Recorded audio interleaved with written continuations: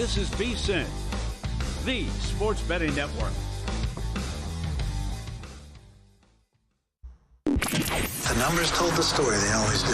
It's one of those idiots who believe in analytics. This is a numbers game with Gil Alexander on VSiN. Good Wednesday morning to you. It is a numbers game at VSiN, the sports betting network, VSiN.com, Game Plus, iHeartRadio, YouTube TV, and of course, Sirius XM channel 158. It's Gil Alexander. It's Kelly Bidlin. Two victims of paint inhalation here at the Circus Studio this morning. Whew. If you see one of us dozing off mid-segment, there's a reason. I enjoy the smell of gasoline. Yeah. We've had this discussion before. I'm one of those people, too. I actually don't even mind this for a whiff, Gil. But we're sitting in a cloud right now. Not paint, though. Where do you stand on glue? Glue doesn't do as much for me, Gil. Yeah. No, me neither. What else do people huff? Oh, let's not get into it. By the way, thanks for joining us on a numbers game this morning. Gil Alexander, Kelly Bidlin, as I said, Sirius XM channel 158. On the show today, it is packed on a Wednesday. Warren Sharp makes his triumphant return to the show today.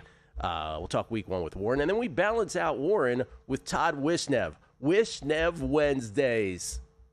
Truncated version, not a full hour of Todd. We're going to ease you into Todd. Sharp, Wishnev on the show today. Joe Fortenbaugh from ESPN Bet, our own Will Hill. By the way, Will Hill and Todd Wishnev, the two pillars of the Beating the Book podcast Megapod, which begins today. After the show today, Kelly, I will go to the Win. Steve Fezzik will join us as the first of the rotating guests this year, and we will have our week one Megapod, again, available to Beating the Book podcast feed. Our 15th year doing the Megapod. Wow. 15 years of podcasting. You have to check the history books, make sure podcasting was even around for 15 years. Might have invented it. It is Todd's 7th year. It is Will's 3rd year. Can't wait. You've been doing this with Todd for 7 years now? This is Todd's 7th. Wow. Yeah. All right. From his mom's cork attic, Pittsburgh, Pennsylvania. Legendary location. But you know the thing is with Todd? In a time where there's a glut of podcasts, Todd is a differentiator. I'll say that much. Yes, he is. That he is. We'll also talk about our favorite. So the day before the regular season begins, we can now say that, Kelly. The regular season of the National Football League season begins tomorrow. Let's go. And what I think was a great idea by you was, here's the thing. We've done our favorite season win totals. Then we did our favorite alternate season win totals. Today, we combine them and just say, these are our favorite of all of them. Mm-hmm. And I thought that was actually a pretty surprisingly good exercise, because I was like, oh, you know what? We have been talking about this stuff for months, and I kind of don't like these over here that I talked about nearly as much as I used to. Oh, there is one team we will direct, or we will spend some time on with exactly that, because there is a bet I made. I think I will be buying off my position. We'll also take another look at American League MVP, National League MVP, and the Cy Young race, which may have, can I just say it again? We're flipped in the American League once again, as the Guardians got to Garrett Crochet last night. But the Guardians lose. Thanks, by the way, on our season win total under, our favorite pre-flop season win total under. Go away, Guardians. Maybe they're finally going away.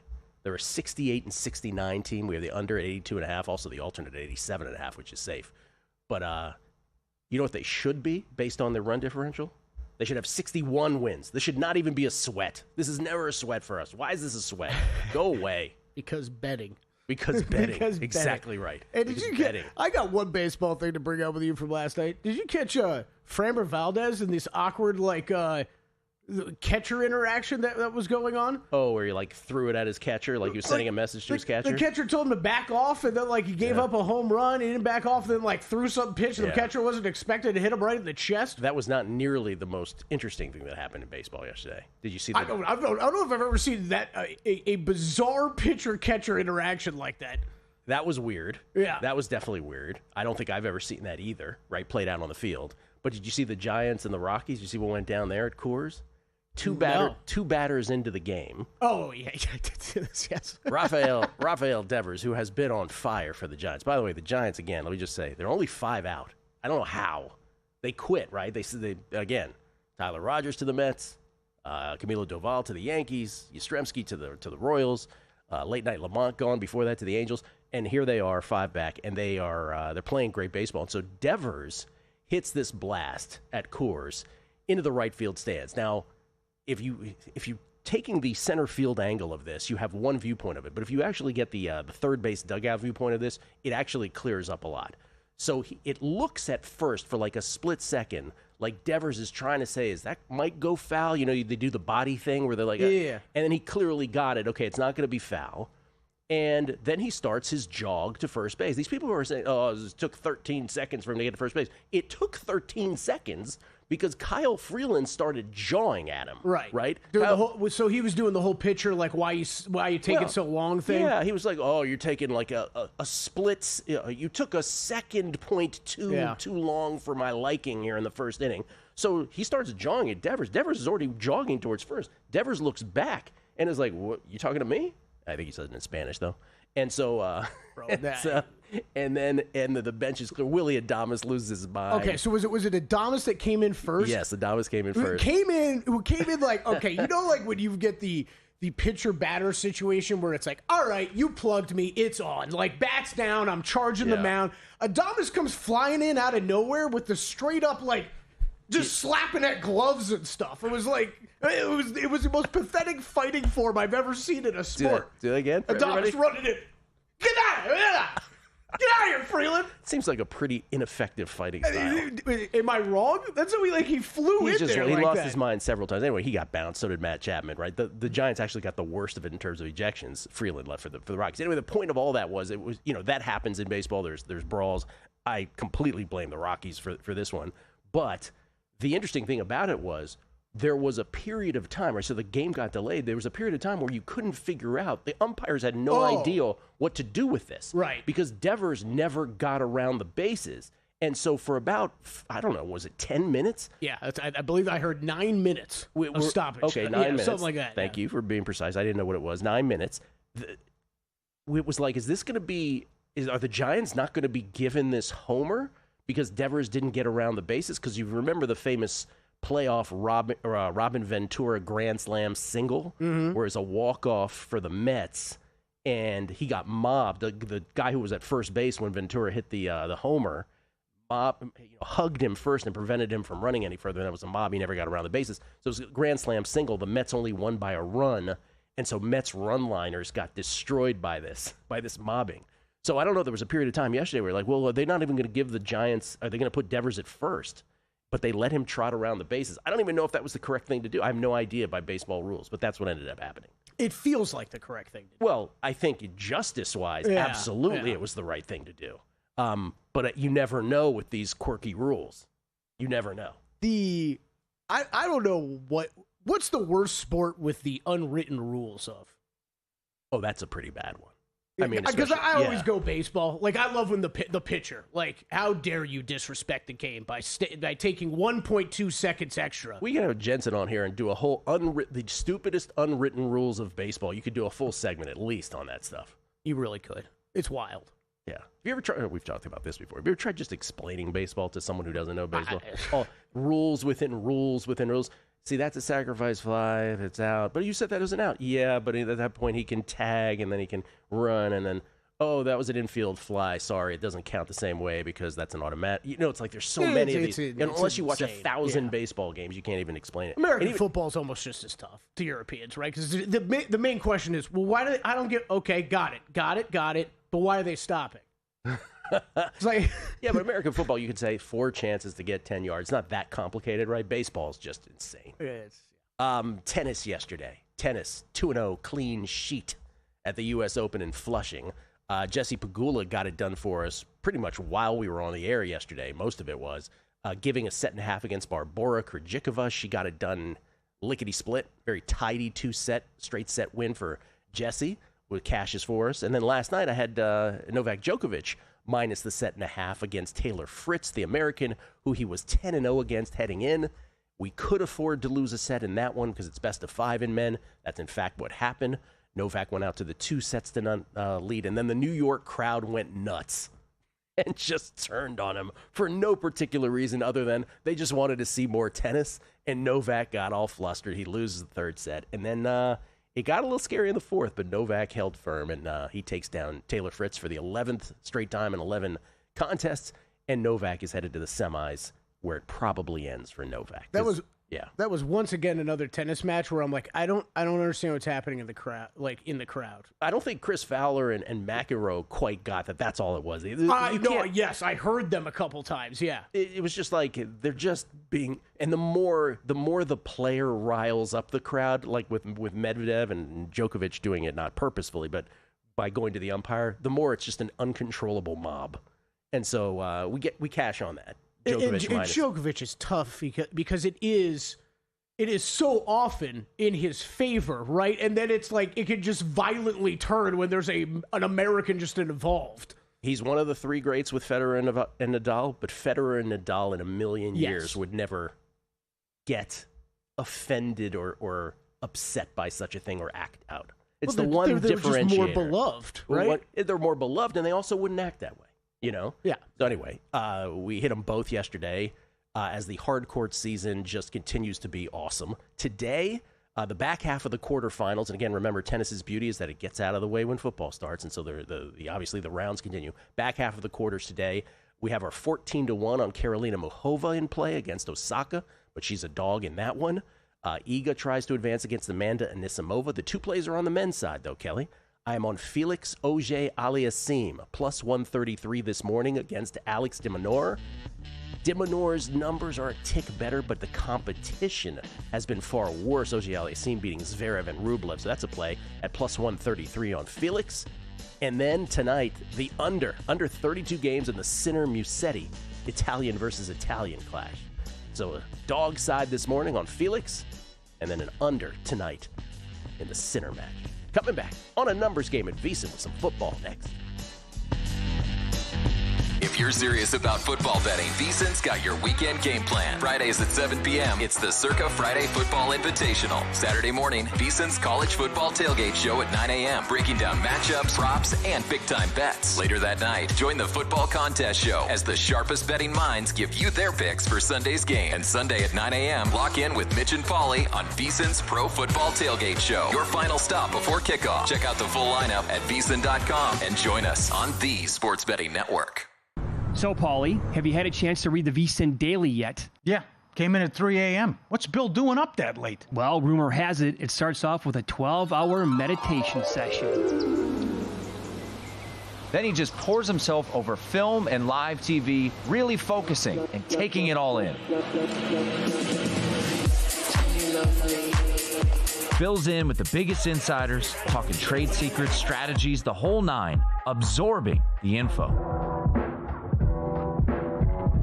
And then and only then can the writing process begin.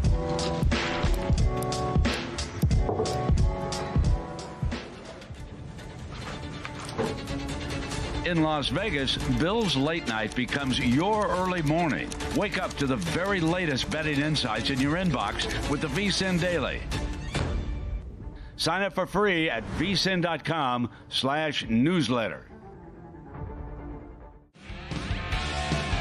Coming up on the next edition of Follow the Money, he's back. Sal Powell with a double shot to preview Eagles, Cowboys, and also NFL futures in the upcoming season. Mike Palm will hop on the show with another edition of You Cannot Be Serious. And if Survival will get to 20,000. And Matt Humans with his best bets Week 1 NFL and Week 2 in college. Follow the Money 4 to 7 Eastern on VSiN, the Sports Betting Network, now Sirius XM Channel 158. Check out the website for all the betting tools and analysis.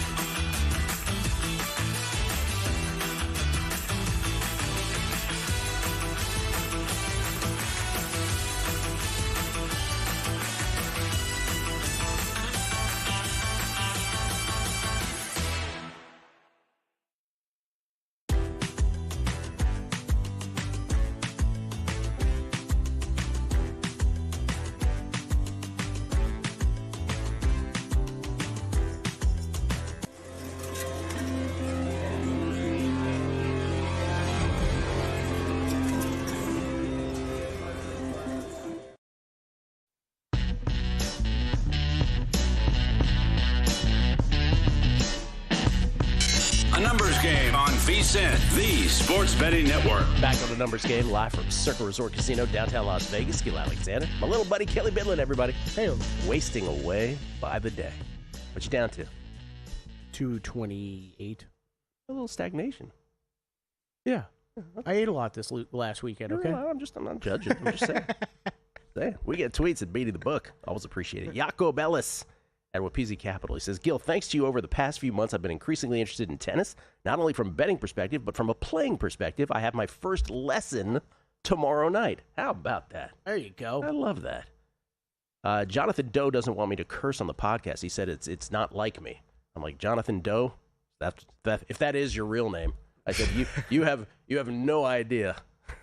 It's pretty immature of you. Yes, you have no idea, my friend. Justin D. Woohoo! Megapod Day. For Megapod Day, he says, a whole season of Wishnev's Miami Dolphins fight song and play-by-play packaged with Will Hill calling Tada blank face. Here we go. That's great.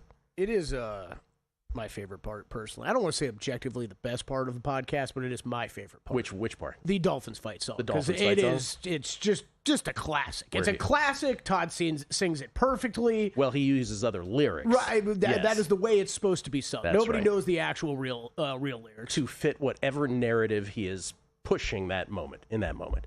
Hoops by Hoots said about the Devers thing. As soon as the ball leaves the field, he said, by rule, the ball is dead and a home run is a 4-base award. Since the ball hasn't been put back in play yet, the number is allowed to complete the runner is allowed to complete his base award correctly ruled per OBR rules. Yes, but Hoops by Hoots, then why was the Ventura thing not ruled that way? In other words, Ventura did not go around the bases in that playoff game, the famous Grand Slam single.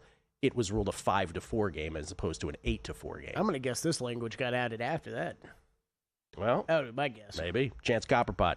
You guys ever misclick a bet, but it cashes anyway? I bet the first set Novak spread instead. Whoops. Still won. Thanks for the play. You got it. No problema. And then Doug Wedge with the gif of us after going into hour 3 with the paint inhalation. Yeah, I'm feeling it, Gil. I'm feeling it, that's for sure.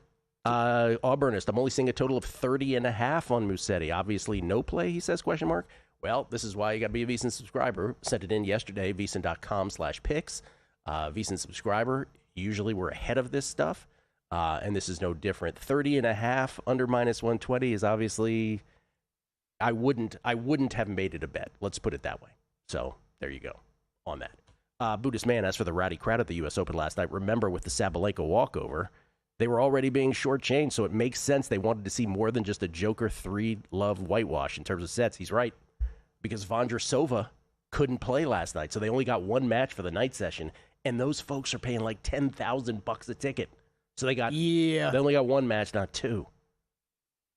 And then Jim saying here, what does he say? Not sure how to play this, but have Muhova to win the quarter, put 1.5 units to win about 23 units, but how should I hedge with Osaka being -275-ish? I've gotten that question a few times this morning. So it's not really the sexiest hedge, right? The answer is you could bet Osaka. I don't know how much you bet and what the amount would be based on your numbers, but you could obviously, if it meant enough to you to secure a profit, just to have something winning, you can do it. That you can do it by betting Osaka. It's just not going to be that awesome. It would be much different if Osaka was the dog, right? Then it would be a much cooler kind of way to play it. Just always scared when we get questions like that. Like, don't get creative and go middle yourself somehow. You know what I mean? Like, it's like you're playing the money line or nothing, right? Will Hill joins us now, courtesy of the Progressive Guest Line. You can follow him on Twitter at not the Will Hill, star of the Megapod, host of the Shoulda Bet More podcast, part of the Bear Bets podcasts over there at Fox Sports. How you doing, Will? Gilly, what's going on? I'm like a kid on Christmas morning, excited for the Megapod. And we've got some breaking news. I don't know if you've had a chance to look at your phone here, but we have a proposed format change live here on a numbers game. Todd Wishnev. Do you guys think we should change the format from which game you want no part of and instead add a player prop of the week? He said, I find the last question not as compelling, but maybe I'm wrong. Or if you want to keep it, we can just add the prop if you guys like that idea. So Todd is who's this guy? Well, I don't know. It's like a hostile takeover of a podcast that has existed well before he has, and now he's trying to change the format that has existed from day one. We can add a prop. We're not changing the questions. Tell him that. Jesus. Yeah, right. I don't think you guys have a time constraint. Just add. Yeah, just add. Just add. By the way, we're doing it from the swanky Wynn Studios. I cannot wait. Yeah. Oh, I was over there yesterday. Oh, man. Do that sound again? Yeah. Exactly. Exactly. Will, your Yankees are going to win this division, aren't they? Let's go. I'm still not sure. There's still a couple games out. They don't have the tiebreaker, and I do feel compelled to mention anytime we talk about, tiebreakers or pennant races, it is a crime against baseball, a crime against humanity that we no longer have tiebreaker games, playoff games, the one-game playoff. So the fact true. that it goes to season record is so insulting. It's so bad for the sport. But the fact that Toronto gets that tiebreaker, Yankees schedule here is tough coming up. I know they slapped around Valdez last night, and how about that? That was strange. How when Valdez seemingly hit his own catcher on purpose out of frustration. That was a very strange sequence. But they get the Astros, the Red Sox, the Tigers. There's Blue Jays. So they have not played well against good teams, and they've got like 11 or 12 games here coming up against good teams. So you're still more confident than I am that the Yankees win the division, but they've played well. I don't know if I'm confident, but I thought you would swing to the confident side. Maybe not. All right, what did you play in baseball today? Full day.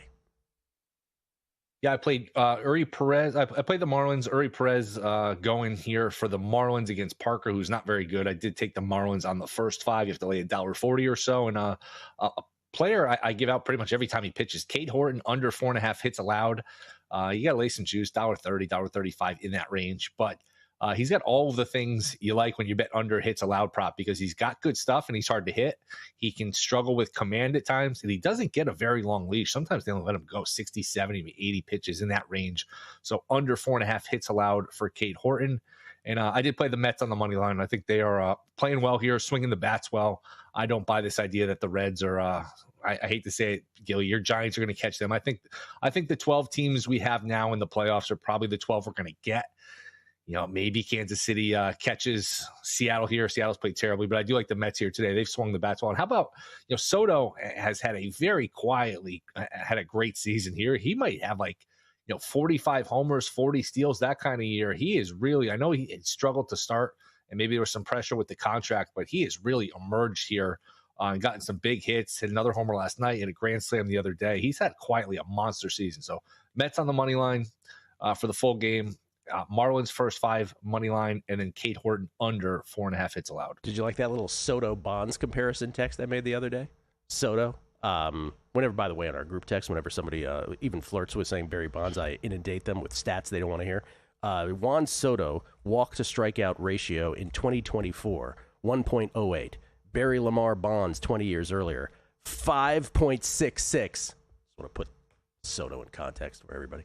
That must be the only Barry Bonds stat that's impressive, right? There aren't any others. Yeah. I have about 7,000 that I throw out, though. By the way, Todd is annoying me so much. You've already annoyed me with that comment. I haven't even looked at the text. I cannot believe this, dude. At least he's not texting you guys during the of course show. Not. Yeah. Every episode, I always joke. I'm like, it's your podcast, Todd. Go ahead. But he's taking it to heart now. He's trying to change things up.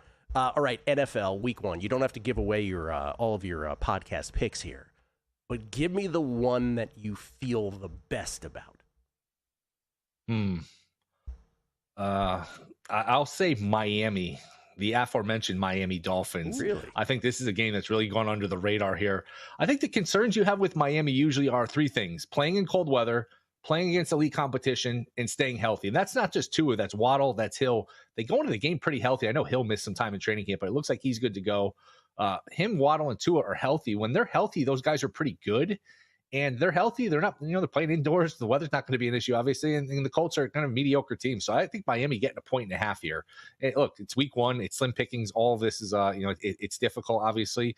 And we learned that last week in college where, betting this stuff live is sometimes a much better way to go when you get to see a little bit of action. But I like the Dolphins getting 1.5 points. As far as, I'll give you a prop, and it leads into a real long shot for season leader.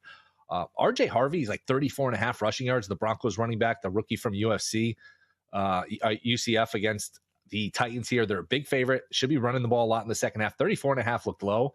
And he is 150-1 to lead the league in touchdowns at DraftKings. I think that's worth a flyer.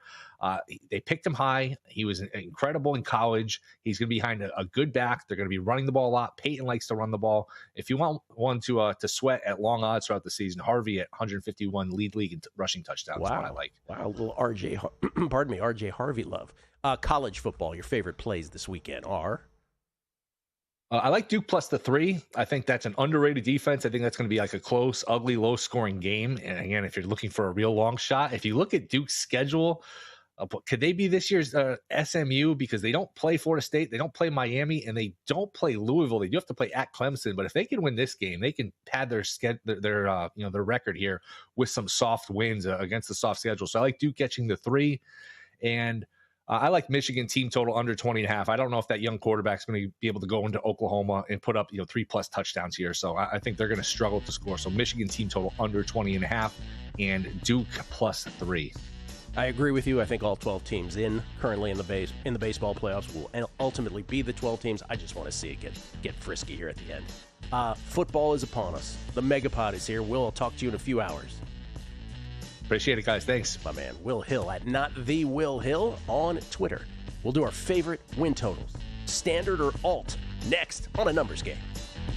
There's no better time to join VSiN Pro. Right now, get started for just $9.99 for your first 30 days or save 50% off with an annual subscription. As a Pro user, you'll get our newly updated NFL betting guide, as well as the college football betting guide, the ultimate playbook packed with expert picks, team previews, and best bets. Plus, you'll unlock exclusive features like real-time betting splits, daily best bets, and full access to the VSiN Watch app. Don't miss out. Head to VSiN.com/subscribe and join us on the Sports Betting Network. Get your edge this season with VSiN's College Football Betting Guide, exclusive to VSiN Pro subscribers. It's packed with 136 team previews, preseason top 25 rankings, and best bets from our experts. Pro subscribers also get the NFL Betting Guide, daily best bet emails, exclusive splits, and full access to our premium betting tools. Sign up now at VSiN.com/subscribe for just $9.99 for your first 30 days. Or save 50% with an annual Pro subscription and join us on the Sports Betting Network.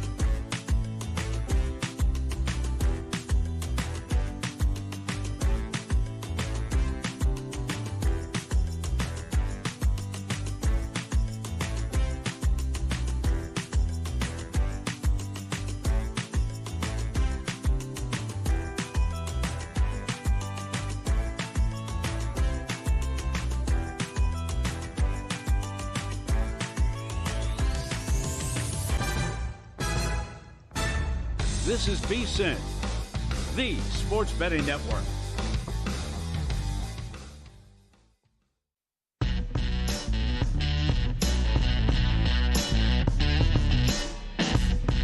A numbers game on VSiN, the sports betting network. The wait is over. College football's kicked off and the NFL season begins tomorrow night.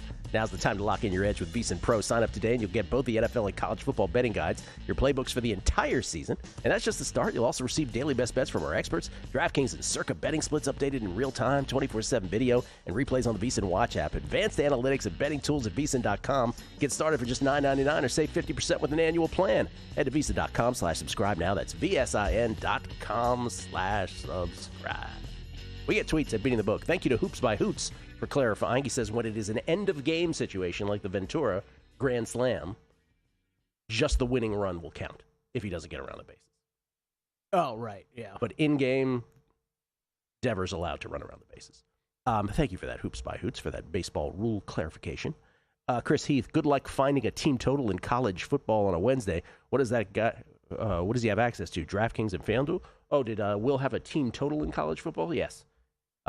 It is tough to find early in the week for sure. James Sott was on the edge of if I want to hit the gym later, but a megapod coming up. Oh, I have to work out and listen now. Making America healthy again. Thank you, I appreciate that.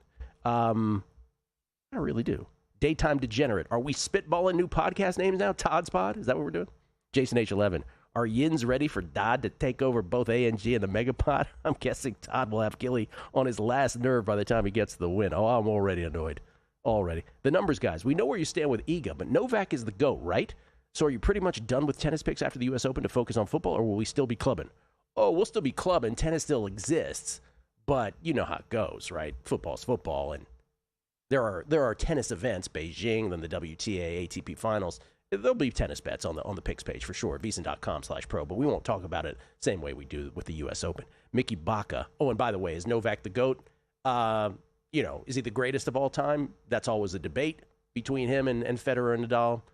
But he's won the most slams, right? 24. That's our measuring stick. Mickey Baca reminded my wife it's Megapod week, and her first response was, can't wait to hear Todd sing. In all seriousness, it's the best pod out there. Thanks for all you do. Shout out to Will Hill and Kelly Bidlin as well. And Forrest Lehman objects. He says, 100% on the Rockies?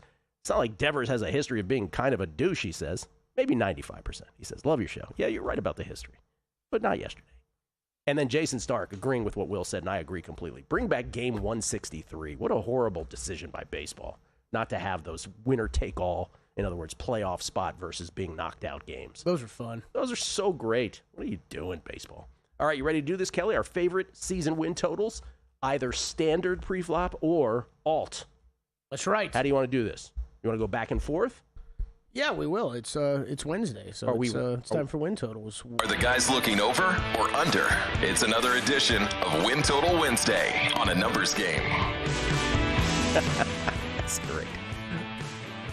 In your way of telling me there was an intro, you're like, yeah, no, this is a win total. Just let it do it myself. It's okay. I got your back. No, but if you're going to do it, I wanted you to do it with emphasis. You're like, I think we have a win total. How do you want to rank these, or you just want to do your 5 and my 5? No particular order. We'll go through your 5 first. Okay. And then my 5. I don't even know if I ended up with 5.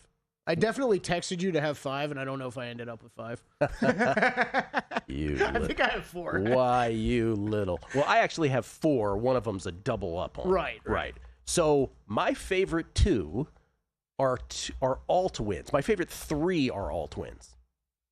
And it has to do with 2 teams. And we talked about this when we did the NFC North. My favorite 2 season win total bets are 3 alt plays on 2 teams. The Chicago Bears under 6.5 wins, 2-1, and the Vikings under 7.5 at plus 225 and under 6.5 at even a better number, which I can't see right now on the screen. What is it? 3-1. There you go. I'm being blocked by the mic stand. Sorry. Yeah, that's always and again, the reason for this, if you missed it when we did the NFC North, is the Bears, they had so much go right for them that we as viewers didn't really process last year. They allowed the second lowest red zone touchdown percentage. This is per Cleve TA's preview. 9th lowest third down percentage. allowed versus expected. Benefited from the 9th best injury luck in football. Finished number 1 in defensive fumble recovery percentage, 72%. A full 15% greater than the second best team. In fact, that 72% fumble recovery rate is historical in the sense that it was the 9th highest of any defense in the last decade. They're slated to play 9 games against the current top 10 in Super Bowl odds, most in the league, and the final 6 games are brutality. Green Bay twice, Philly, San Francisco, Detroit in that span. They hired Ben Johnson from the Lions, but a great coordinator does not necessarily make a great head coach. We'll see about that. And the offensive linemen that they signed to bolster protection for Caleb, Jonah Jackson, Joe Thuney, and Drew Dahlman, not really great pass protectors. They're more run blockers. And Caleb, 27% pressure to sack ratio, 3rd highest in the league last year. Even with a clean pocket, he generated the 2nd lowest EPA in the NFL. Go through that schedule one by one. I don't see how they get to 7 wins. I really don't. Under 6.5, 2-1 for me on the Bears. And then with the Vikings, under 7.5 plus 225, under 6.5, 3-1. We all know the overperformance in terms of their record last year. 7 wins above their season win number, which was just incredible. But even though they won 14 games, the Vikings ranked just 9th in the NFL point differential. They were 9-1 in one-score games, led the league in overall turnovers forced. EPA gained from those turnovers. Their opponents drew the most false start penalties, also committed the most defensive holding penalties, although Justin Jefferson might have had something to do with that. But following a Week 6 bye week to catch their breath here, they face a gauntlet. Philly, Chargers, Detroit, Baltimore, Chicago, and Green Bay. Well, no, Chicago might not be in there. And then the quarterback room, no more Stephon Gilmore, no more Shaq Griffin. They got Jeff Okudah and Isaiah Rodgers. Go through that schedule one by one. There is a tail on both the Bears and the Vikings where this goes disastrous. And the big thing with the Vikings, I don't know if J.J. McCarthy's any good. Yeah. We'll find out. And then is it fair to say then you lean overs on Detroit and Green Bay? No, it is not fair to say. Okay. But that's a good question. Lean, yes, maybe, but I'm not enough to pull the trigger on a bet. And then the 2 standard ones I love the best. These were early in the preseason. The Broncos over 9.5. That is now more juiced than it was when I first talked about it. It's now minus 140 over 9.5. Love the defense. Do I think Bo Nix is the greatest thing ever? No, he probably has a bit of a sophomore dip, but who knows? Who knows?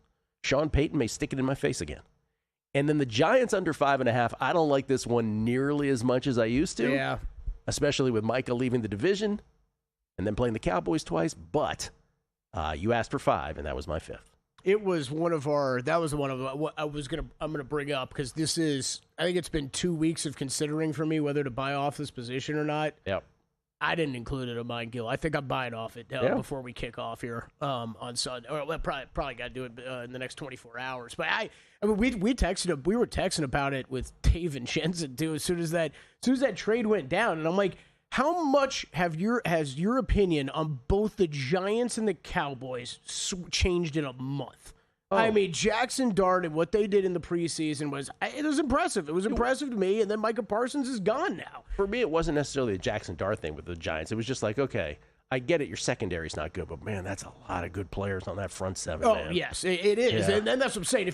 That's all we thought they were going to have, right? Yeah. And if you're telling me, okay, the Rook's actually going to be halfway. Like, I think Russell Wilson will do okay to get them started. And Russell Wilson is going to get you a few wins. Right, I think he's going to get them started okay. Yeah. And then if the Rook comes in and he's not absolute trash, like he appears to not be. Schedule's brutal, though. But the schedule is brutal. I'm going to be looking at that again. I think I'm going to be buying off. These are the ones that I settled in on. We talked about these wins matchups last week, I believe it was. Look, I don't have access to them. These are up at DraftKings. I think they're great bets, though. These were 2 of my favorites when we talked about them. Kind of going from the bottom here. Cardinals minus 115 over the Seahawks. And this is a way of, this is wins versus wins here. Wins versus wins, right. So this is, win total or a division bet. Maybe I'm not that high on the Cardinals, but I do think they are going to come in ahead of where the Seahawks are in that division. The actual bet I made on the Seahawks in this division was for them to finish 4th in the division. So obviously Cardinals would be ahead of them if that was the case. And then this is the other one. It's a 3-way market because you can obviously finish with the same amount of wins. So there's a tie price baked in. But the Broncos at plus money over the Chargers, same kind of thing, Gil. Like, I don't really know where these teams are going to finish as far as when you mix in the Chiefs, right, in the AFC West, where they're going to finish. It's probably 2-3, but I think the Broncos are ahead of the Chargers. I do think the Chargers I don't want to say they're coming in overhyped because I think the expectations heading into the summer were higher than where they're at now on this Chargers team, but to still get plus money in a matchup, I really like that. And then a few of the ones that I have bet, Panthers under 6.5, just bet that last week. Maybe this offense is better. I still need to see more from Bryce Young, but I'm still pretty confident this is going to be one of the worst defenses in the league. In the division, it's sure you got the Saints in there. They're not great, but the Falcons and Bucks I expect to be a struggle within the division.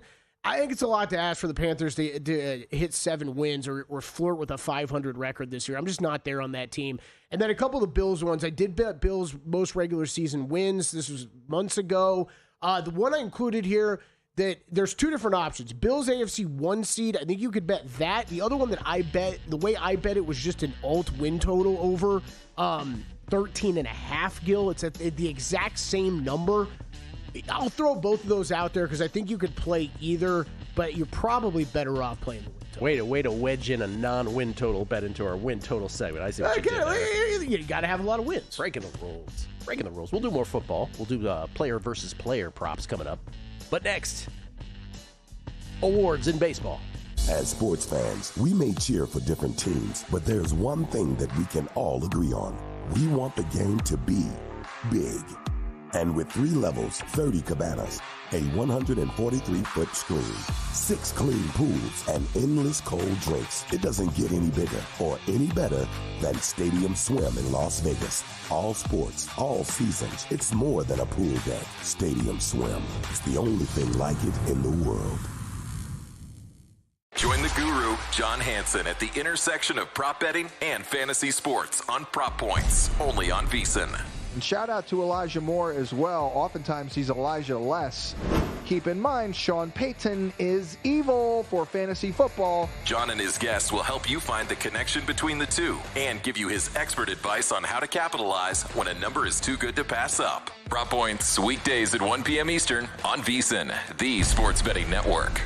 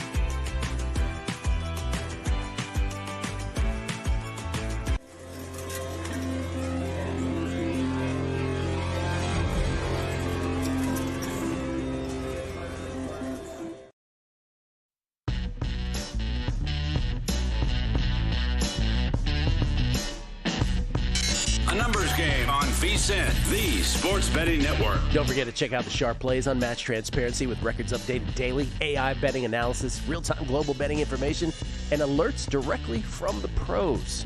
That's why they call themselves sharpplays.com. Check them out. It's Gil Alexander. It's Kelly Bidlin. Before we get into these baseball things, have you seen our buddy Pablo Torre is at it again? It's incredible, man. We love Pablo. We've had Pablo on the show before. He has a podcast which is cleverly titled Pablo Torre Finds Out. He's been finding out a lot of crap this year, I'll tell you that, Gil. He was finding out some stuff at North Carolina. They didn't like it too much down there. It's amazing what hard-hitting journalism can do in a day and age where there's very light journalism being practiced. This is exactly right, Kelly.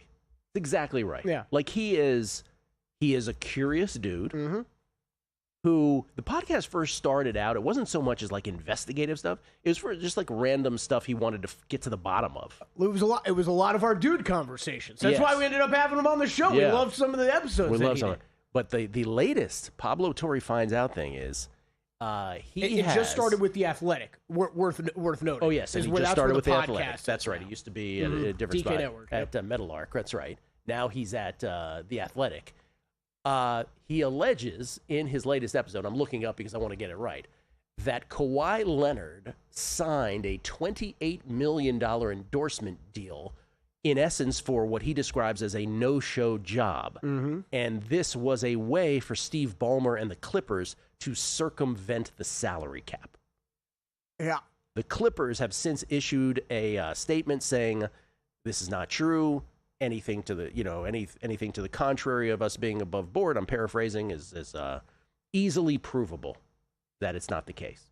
So Pablo Torre at it again, and I know as a basketball fan. Wait, what did you just say? The Clippers? That was their statement. The Clippers easily are basically provable. It's not the case. Yeah, they say it's easily provable. And I can't wait to see that evidence. Pablo Torre has receits.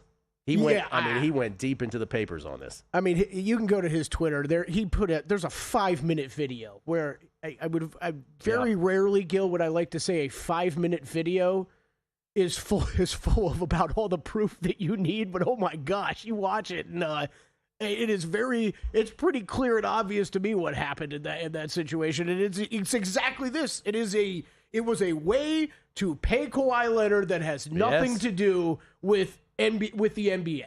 The company is that this endorsement the money was from is a legit company that has paid other people, but there is no evidence that Kawhi did anything for them and received this money. Well, and then they had to. I don't know if he set it up or if it was something going already, but there was a Kawhi Leonard company. That's right, KL2. Cleverly titled KL2. His jersey number. As one of the beneficiary companies getting money from this. And yes, who's the owner of that? Kawhi Leonard.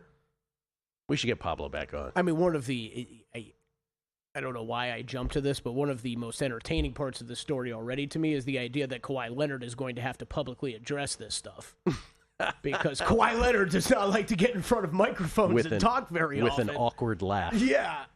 We get tweets at the beginning of the book. JKL4 Vegas. Will the Megapod be streamed live? Thank you. Great show. Thank you. And yes, it will be. YouTube and Twitter. In my ear, they'll be like, whatever you want, Gil. Twitter, he says. Twitter. It will be live on Twitter at 2 p.m. Eastern, 11 a.m. Pacific. Yes. Ace DiCardano. Dolphins season win. Alt under. Play of the NFL season, he says. Tua's health and Tyreek could be problems. That team is looking for a reason to go mutiny on them. It could go really badly. You're right, it could. There's definitely a bad tail on the Dolphins season as well. It is... Who are you most interested in watching this season?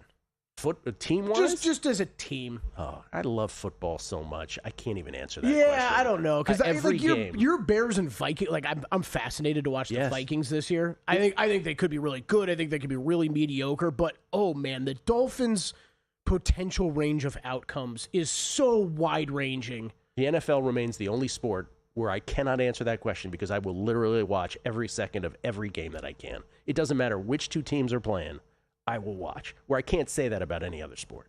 If you told me that the Miami Dolphins finished with 4 wins and that Mike McDaniel was fired, Tua had gotten hurt, Tyreek Hill is benched or got hurt, I would believe all that. You told me they were a 12-win playoff team because everybody stayed healthy and they had one of the most unstoppable offenses. Maybe not 12, but I get you. Yeah. I'm with you on the downside. I'm with Will, though. I understand the points of like long term looking to fade the Dolphins. I think there's opportunities to play them early in the season while they don't have any issues going on. Primetime Cowboys _Cubs1, yo. Hey, y'all. He said, so we're learning Kelly really is so much more than a producer. Add habitual rule breaker to his list of many talents. What rules did I break today? You broke the NFL season win totals thing by putting in another. They were wins bets. Not really. Just, number I just one tried to seed. mix in wins bets. Number one seed is not a wins bet. Eric Biggio, our buddy from William Hill Caesars. This is a good point to launch into our MVP and Cy Young talk. This is great.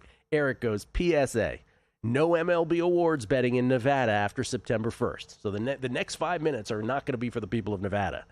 Please send your comments, he says, to Nevada Gaming instead of berating your friendly Las Vegas Reno sportsbook employees. It's so great. You're right. Don't blame the messenger on those. That is September 1st every year. They shut those down every year. Ask me why. No idea. Yeah. I wasn't. Don't worry. I wasn't gonna ask you that. I have no idea. All right. Odds to win American League MVP. Since the last time we did this, and I want to say it's about 2 weeks ago that we did this, Aaron Judge is now a -225 favorite. He was -160 when we last did this. He's a -225 favorite. Cal Raleigh is going from +110 to +160 for American League MVP. And I will say what I've said every time, and it looks like that movement is based exactly on what I'm talking about, which is that in essence what you've had happen is that Aaron Judge has hit 3 homers in the interim, and Cal Raleigh, I believe, has hit 2 homers in the interim. But basically, right now, Judge is at 43 homers and 97 ribbies. Raleigh's at 51 homers and 108 ribbies. But in terms of like the slash numbers, Judge crushes him, right? Judge's batting average is almost a full 100. It's 325 versus 242. And that's a significant difference. And the on base and the slugging is also a significant difference. But I've said from the beginning, this will come down to, will Cal Raleigh hit 60? If it's 60 to 49, Cal Raleigh's winning MVP. But if it's 59 to 50, Aaron Judge is winning MVP. That's how stupid this is going to be. But I stand by that. I keep throwing these in here because I want to track the movement, but I want to see if you stand by that still. And I think you're right. I think you brought that up first like 3 weeks ago, a month ago or something. I think it's well said. And every baseball guest we've talked to, nobody's really fought back on that. Because that's how ridiculously simple it's going to come down. NL MVP, by the way, for all the Schwarber talk in that 4 home run game. Otani's -1600. Schwarber's 7-1. Yeah, that escalated again quickly. Same thing. Otani hasn't beaten all the slash numbers, batting average, OBP, and slugging. It is 49 to 46 homers in favor of Schwarber. The RBI difference is massive, 119 to 87 in favor of Schwarber. But once again, I don't know if you guys know this, Shohei pitches. And Shohei's had 44 strikeouts versus 7 walks issued as a pitcher. And his fielding independent, I get it, his ERA has not been that good. But his fielding independent is 2.26, which is still elite. And maybe MVP voters don't care about that, but kind of feels like this market does at this point with that number. Shohei's winning this, unless Schwarber does something else. Unless Schwarber has one more of those games. More 4 home run game, yeah. Then we can talk. AL Cy Young, we have a new leader at the Tom Tango Cy Young tracker. And yes, the Earth has returned to its axis. It is Tarek Skubal. Skubal, in the time that we've done this, has gone from -425 all the way down to -130 and is now back to -700. Garrett Crochet, who got rattled by the Guardians last night, got beat up. He's down to 5-1 now.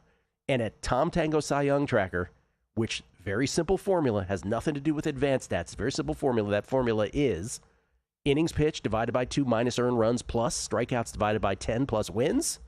Skubal's at 78.1 and Crochet is 75.6. What a turnaround. Last night might have cost Garrett Crochet the Cy Young. Maybe. Yeah, that really moved. That really moved from yesterday afternoon when I was first looking at these. Skubal is, Crochet has more wins, 14 to 12. Skubal has the better ERA, 2.18 to 2.67. Skubal has the better whip at 0.87 to 1.08. And Crochet only has 2 more strikeouts, 218 to 216. And then NL Cy Young, forget about it. Paul Skeens from minus 800 now to, what is he? Minus 5,000. Minus 5,000. And by the way, Christopher Sanchez, went back to an old Giants